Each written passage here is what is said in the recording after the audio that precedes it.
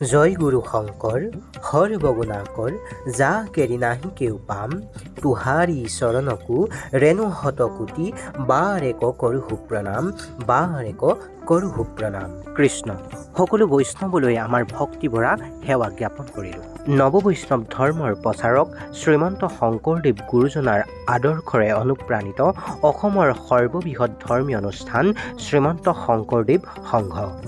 আৰু এই সংঘৰ মূলৰ বাৰ্ষিক অধিৱেশন এইবাৰ হ'বলৈ গৈ আছে যোৰহাটৰ মহবন্ধা এৰালতলী পথাৰত। গুৰুজনাৰ আদৰ্শৰে অনুপ্ৰাণিত হৈ এই সংঘই সকলো জাতি বৰ্ণ ভাষা নিৰ্বিশেষে সকলোকে একেলগে লৈ গুৰুজনাৰ নৱবৈষ্ণৱ ধৰ্মৰ উদ্দেশ্য সাফল্যমণ্ডিত কৰিছে। 6 ফেব্ৰুৱাৰী 2025 পৰা 9 ফেব্ৰুৱাৰী 2025লৈকে হ'ব লগা এই 4দিনীয়া 94 সংখ্যক মূলৰ বাৰ্ষিক অধিৱেশন ভাগিত সকলোৱে নিজৰ শ্ৰমদান কৰিছে। কেইবামাহৰ পূৰ্বৰে পৰা এই অনুষ্ঠানভাগীৰ কৰ্মকৰ্তাসকলে অনুষ্ঠানভাগী যাতে সাফল্যমণ্ডিত হয় তাৰ কাৰণে দিনে নিশাই নিজৰ কৰ্মত ব্যস্ত হৈ আছে। সেয়া লাগিলে অনুষ্ঠানভাগীৰ বৃহৎ আকাৰৰ মূল মণ্ডপেই হওক, য'ত নেকি হাজাৰ হাজাৰ বৈষ্ণৱে মিটিং উপভোগ কৰিব পাৰিব।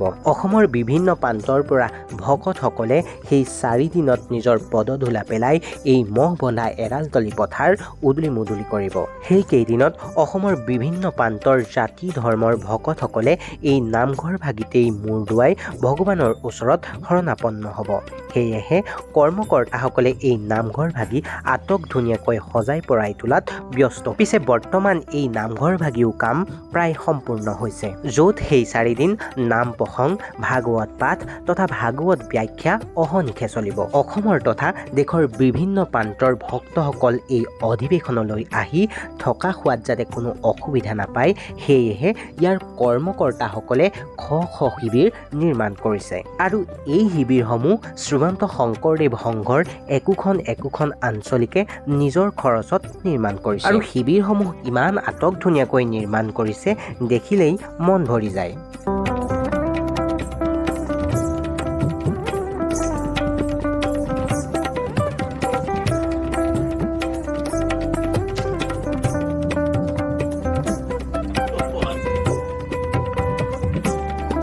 শিবিৰসমূহৰ কামো প্ৰায় সম্পূৰ্ণ হৈছে আৰু একোটা শিবিৰত 1000ৰো অধিক মানুহ থাকিব পাৰিব। বনাই আছে ক'ৰ আপোনালোক ক'ৰ হয়? ইমান দূৰ কেতিয়াবা বনাবলৈ ষ্টাৰ্ট কৰিছে? যোৱা শুকুৰবাৰৰ পৰা কমপ্লিট বহুতেই হ'লগৈ, মানে একদম লাগি আছে। এই অনুষ্ঠানভাগীৰ কাৰণে মহবন্ধা পথাৰৰ প্ৰায় 1200 বিঘা মাটি ব্যৱহাৰ কৰা হৈছে আৰু সম্পূৰ্ণ 1200 বিঘা মাটিতে ভকতসকলৰ সুবিধাৰ্থে পোহৰৰ ব্যৱস্থা কৰিবৰ কাৰণে কাৰেণ্টৰ পোষ্ট পুতি দিয়া হৈছে। ভাল খোৱা পানীৰ ব্যৱস্থাৰ কাৰণে ঠায়ে ঠায়ে 5000 লিটাৰৰ টেংকি বঢ়াই দিয়া হৈছে। প্ৰায় 10,000ৰ অধিক সেৱা বাহিনীয়ে একেলগে থাকিবৰ কাৰণে বৃহৎ আকাৰৰ সেৱা বাহিনী শিবিৰ এনেদৰে নিৰ্মাণ কৰা হৈছে। মুঠতে কৰ্মীসকলে অধিৱেশনখনৰ সকলো কাম আটক ধুনীয়াকৈ কৰিবৰ কাৰণে অহৰ্নিশে লাগিছে। সেয়া লাগে অধিৱেশনখনলৈ অহা 10,000 ভকতে একেলগে বহি শীঘ্ৰ গ্ৰহণ কৰা ভোজনালয় হওক বা একেদিনাখনেই 10ৰ পৰা 15 লাখ ভকতক শীঘ্ৰ ৰন্ধন কৰি খুৱাব পৰা বৃহৎ আকাৰৰ ৰন্ধনশালাই হওক। মুঠতে চাৰিওফালে এক বৃহৎ প্ৰস্তুতি চলি আছে আৰু এই সকলো প্ৰস্তুতিৰ কাম প্ৰায় সম্পূৰ্ণ হৈছে। আৰু আপোনালোকে এই 4 দিনত এই মহা অধিৱেশনৰ সাক্ষী হ'বলৈ এবাৰ আহিব। তেন্তে প্ৰিয় দৰ্শকসকল, আজিলৈ ভিডিঅ'টো ইমানতে সামৰি মাৰিছোঁ। যদি ভিডিঅ'টো চাই ভাল পালে লাইক, কমেণ্ট, শ্বেয়াৰ আৰু ছাবস্ক্ৰাইব নিশ্চয় কৰিব। জয় গুৰু শংকৰ।